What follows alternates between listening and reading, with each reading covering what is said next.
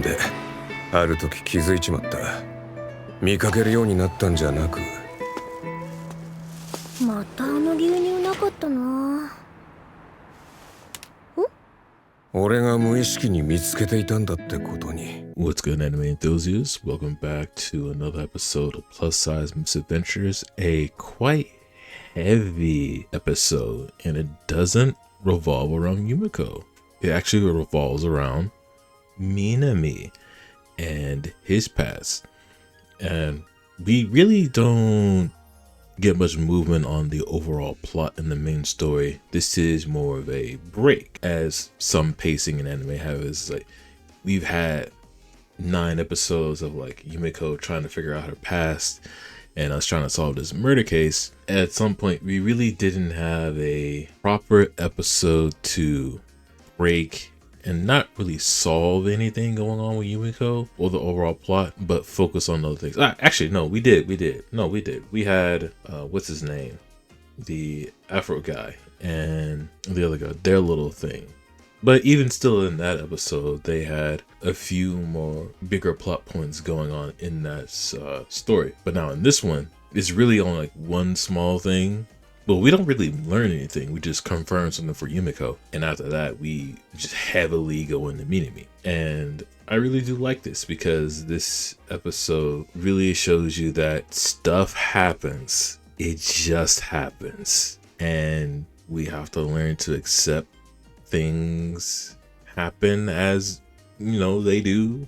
Life goes on and you need to keep on living for those that have passed before you. And if you don't, you'll just be stuck and stagnant and you'll be wishing you'll be along with them. You'll kind of lose your will to live and lose your sense of self and self-preservation. So as you can probably tell by what I said, it actually revolves around Minami, and we need to figure out what's wrong with them. Well, in the beginning of the episode, it starts off from the end of the previous episode where Minami's at the cemetery and he's at his family's grave, which we will soon later find out why that's the case. But there's a woman that shows up with a kid, and she seems like she knows Minami, as she's like talking about, hey, you know, he's grown, this kid that she's referring to, he's grown up to about 4 years now.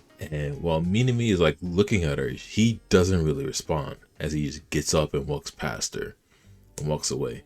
And the woman just yells out after him, saying like, yeah, I'm sorry, it's my fault. And you know, you're left questioning like, what'd you do? What did she do? And why is Minami not talking to her or even addressing the kid? So we cut back to Yumiko and Tanigawa. And Yumiko asks if there's anything else going on besides, you know, them confirming that Kisuke was actually there at the crime scene. And there isn't. There's a little comedy scene follows afterwards. But Tanigawa reveals that he's getting a little hasty and he's rushing to solve Yumiko's case. Why is that? He wants to get better at being a detective so that Minami can quit his job. Okay. He says that Minami is living too fast. He's reckless on investigation. Okay, makes sense. You know, Minami is very bullheaded. He's very bullish. He's very aggressive with things, but he does get things done. There's also that small little softer side that he had with the car ride with Yumiko, but that makes sense. I get you. But Tanigawa puts a little wrench into it, as he says he fears Minami might die on the job one day, and he's got this gut feeling that that's what Minami wants. That Minami is going through this detective work at it and like incredible pace, just trying to do something in order to, you know, I guess let this be his last hurrah, whenever it may be. Yumiko then like remembers back to her being in the ambulance and what she's went through so far, and what her old self believed that her old self didn't want to be no longer of this world, and they thought we'd be better off not being here. So Yumiko's like, yes, okay. No, not yes, but Yumiko's like, okay, let's go find them. As we start, you know, to go find them, we get to learn a little bit more. We get a backstory. Minami used to be married. Okay. And why today is important and why Minami took off each and every day on this specific day is that this day is the anniversary of his wife's death. Oh, yeah. Yeah, it's getting real. So in the flashback, there's Tanigawa. He's at work, he's on his computer, and he overhears his co-workers talking about an accident, specifically Minami's wife's accident.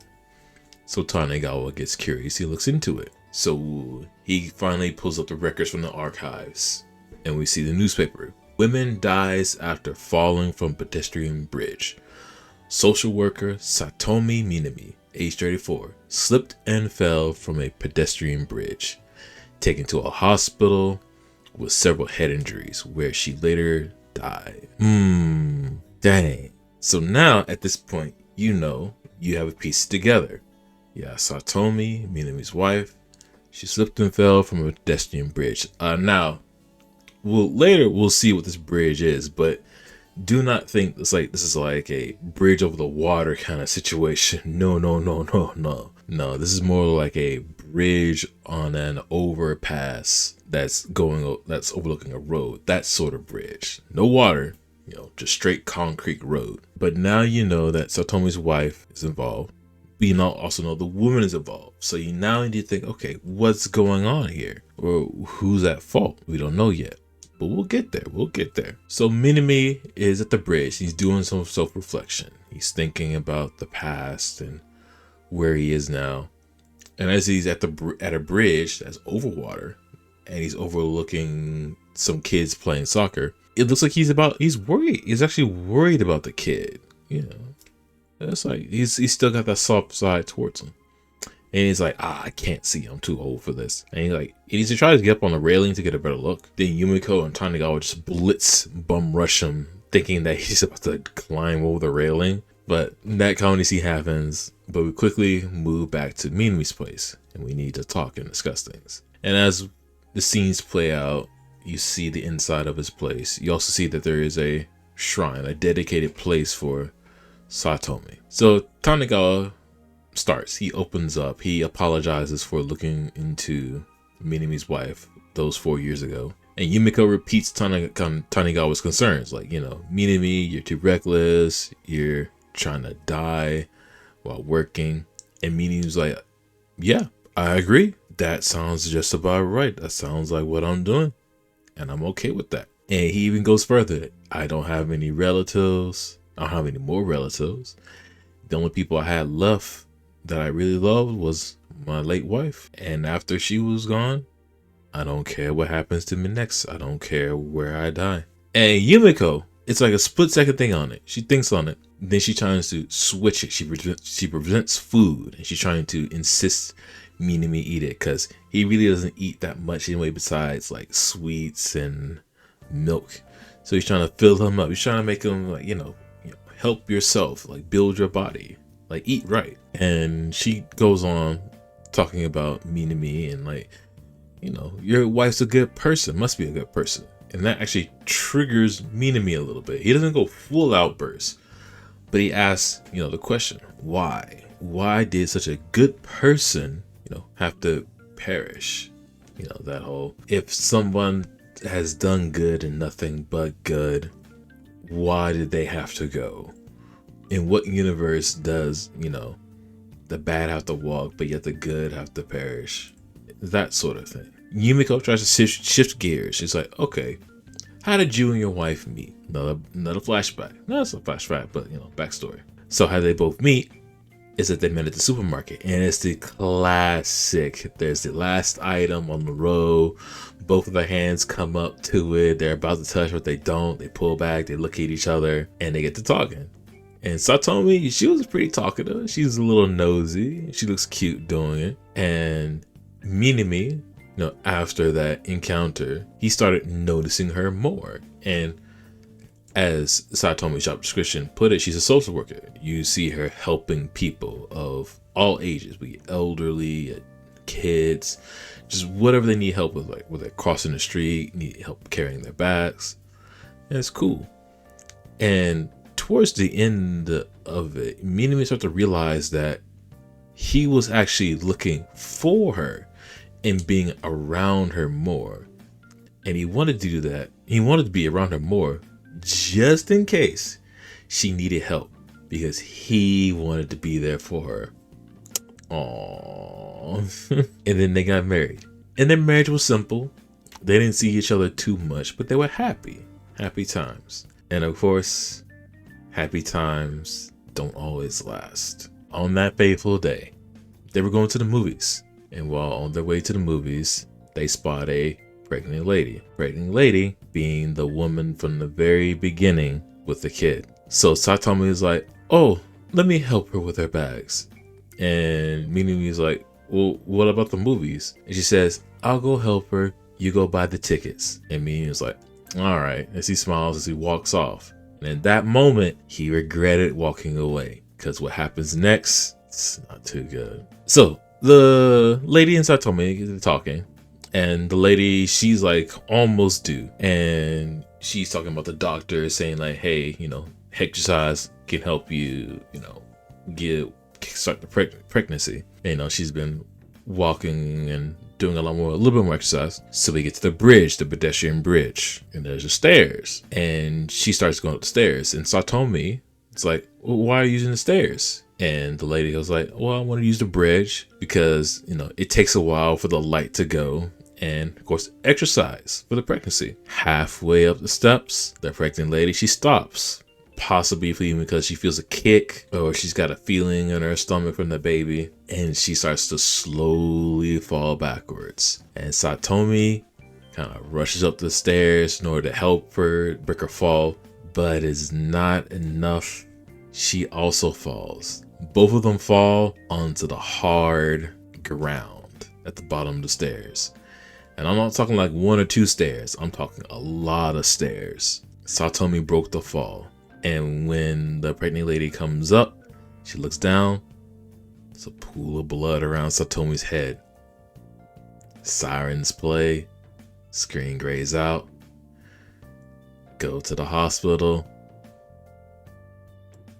She didn't make it. And at that point, Minami regrets not helping with the bags. To not talk about it too much. As I said, things happen. That situation, it sucks, It's what can you do? I mean, yeah, I feel for Minami. You regret not being at places to where your significant other, your loved one, your friend, or whoever needed you most. That someplace you could have prevented. Sometimes things don't go out that way that well. And Minami was feeling it. And even in the present day, he still feels it. But Yumiko tries to kickstart Minami back into action. Telling him like, yo, you're alive. And I'm pretty sure your wife wanted it to be that way as well. Eat, fill yourself up so you can live for the next day. And, Minami eats and he buys into it a little bit, but you can tell that he's not fully into it. So afterwards, they go outside and they're walking. Yumiko gets distracted and Tanega goes after her. And it's just Minami left. A ball comes over. The kid is there. The kid looks up at Minami. They both, see each other and have this moment. Minami gives the ball back. The kid goes, my mom told me about your wife. Oh, okay. Kid's about to be real honest. And it takes a while for the kid to say anything, but he says, thank you. And he runs off. He's thanking Minami's wife, Satomi, for saving the mother so that he could, be there. Well, he didn't say that, that's the thing. And that is how Minami, thinks about it. If Satomi did not intervene and break the fall, the pregnant lady would have had her head busted, and which also the kid would not have been born as well. So trading Satomi's life for two more, that's more than likely what Satomi wanted. And this is the moment where Minami accepts it. He's thinking on it. He's thinking what his wife would say, seeing his wife in the clouds. And he smiles. And he has a small shed of a tear of a moment. While he's not back to his old self, he's now a more newer self, as he has finally understood everything that happened in the past and that he has moved on. He's changed for the better. And that's great. That's amazing. And that is the end of the episode. Like I said, it's really a heavy theme to it. But I really like this small detour that we took. This nice breather away from the main story in order to, well, I guess go down another rabbit hole for another hard theme, but also really expand on Minami. Because he's just not a detective that's looking to solve the case. He is a detective with a hard past, and why he's so reckless, you now know why. And we've helped him to be better. So now maybe he can use his newfound, well, not newfound skills, but like this renewed mental state and vigor for the case. Because still, Kisuke, you got a lot of explaining to do. But with that, let me know what y'all think in the comments below about this episode. I really enjoyed it as this departure from other things. If nothing else, I hope you all have a good day, night, evening, morning, wherever you are in the world. And I hope your day is just a little bit better than it already is. With that, we'll catch y'all in the next episode. Peace.